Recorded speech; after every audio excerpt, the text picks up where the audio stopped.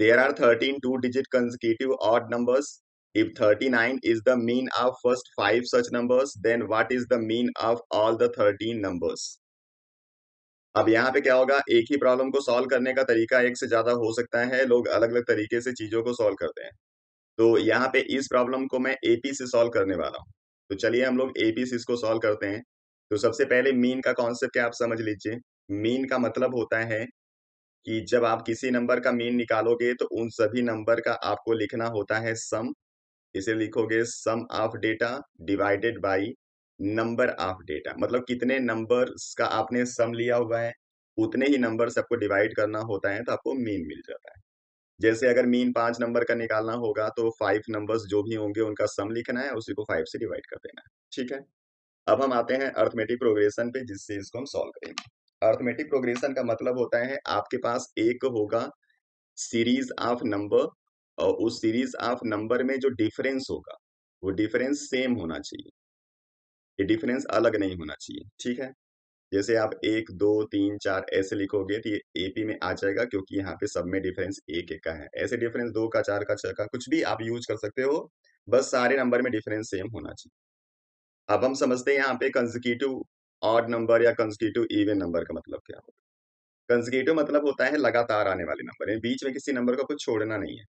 तो अगर आप यहाँ पे फर्स्ट नंबर एज्यूम कर लेते हो x, अब ऑड है तो आप ऑड एज्यूम कर लो, या फिर इवन है तो आप इवन एज्यूम कर लो, आपकी बात है। उसके बाद जो अगला ऑड नंबर आएगा वो इसमें 2 ऐड करने के बाद आएगा, क्योंकि बीच में x+1 अगर ये ऑड होगा तो इवन आ जाएगा। सेम ऐसे अगर x आपने इवन लिया होगा तो अगला इवन नंबर x+2 आएगा, क्योंकि x+1 वाला ऑड होगा। तो चाहे जो भी नंबर आप एज्यूम करोगे उसमें 2 2 आप ऐड करते जाओगे तो आपको नेक्स्ट ऑड नंबर मिलता जाएगा। ये कॉन्सेप्ट है। तो यहाँ पे आपको चाहे जितने नंबर बताने होंगे, अगर उसको डायरेक्ट लिखना है तो आपको करना क्या है, जितने नंबर बताने होंगे उसके डबल्स में से 2 कम कर देना है। जैसे हमको बताना है यहाँ पे 5वां नंबर, तो आपको क्या करना होगा, 5 का डबल 10 होता है, उसमें से 2 कम कर देना है, मतलब ये आएगा x+8।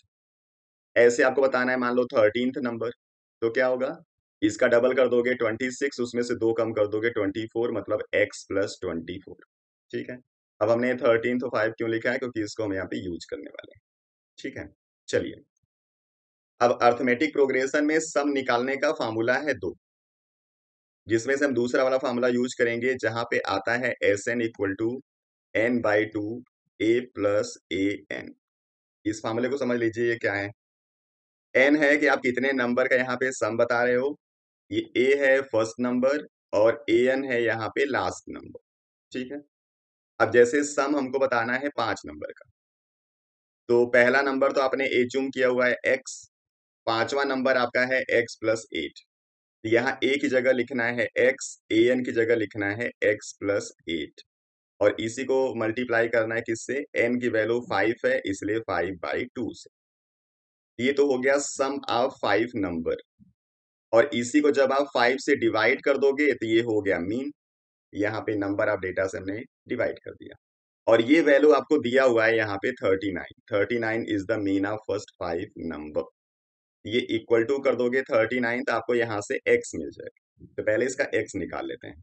ये 5 से 5 कैंसिल हो गया, इसका अंदर सम करोगे तो आएगा 2x+8। अभी इसके बाहर हाफ लगा हुआ है, याद रखिएगा, इक्वल टू 39। यहाँ से 2 को कॉमन कर दोगे तो हो जाएगा x+4/2 कर दिया, 2 से 2 कैंसिल हो जाएगा 39। ये 4 आके इधर माइनस कर दोगे तो x इक्वल टू आपको मिल जाएगा 35, यानी x की वैल्यू 35 है, मतलब आपका जो ऑड नंबर है वो 35 से शुरू हो रहा है। ठीक, अब चलिए हम लोग चलते हैं इसके 13 वाले का मीन। अब यही चीज आपको लिखना है S13 के लिए, तो क्या लिखोगे, 13/2 a+an, जिसमें पहला नंबर है x और लास्ट वाला नंबर है x+24, और मीन निकालना है तो बाई आपको 13 भी करना पड़ेगा। ठीक है, अब इसको लिख दिया 13/2, यहाँ अंदर हो जाएगा 2a+24/13। अब 2 कॉमन कर देते हैं, तो 13/2 इंटू 2 कॉमन कर दिया तो हो गया a+12/13। अब इस 13 से ये 13 कट गया और 2 से 2 कट गया, मतलब कि जो यहाँ पे मीन आएगा 13 नंबर का वो a+12 होगा।